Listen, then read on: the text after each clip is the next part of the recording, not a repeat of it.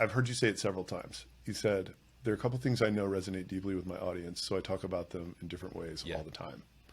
So what are those things, and how long did it take you to realize that those were the things? Yeah, so when it comes to my personal brand, so Yeah. for anyone who doesn't know, like I said, I read a newsletter about social media strategy. My main audience is going to be social media managers.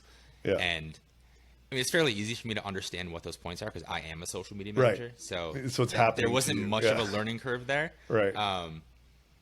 But I would say one of them is definitely being a one-person social team, having to manage a bunch of different platforms at once, very little Yeah. resources, burnt out. That's one pain point that I harp on a lot. If Yeah. you look at my LinkedIn, there's this one post that I post probably every 2 or 3 weeks.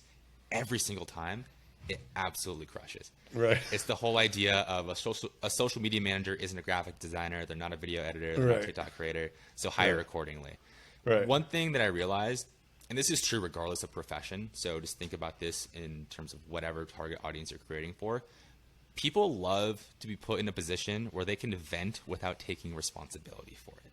Yeah. So they're not going to post that stuff on their LinkedIn because they're afraid that Their boss is going to see. or someone that they're going to get hired by is going to see that and not want to hire Yeah. them.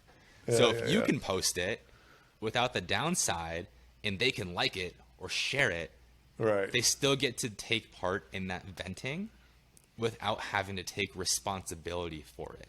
So I Yeah. mean, that's one example. There's another example of like platform updates happening super frequently, like just it's overwhelming.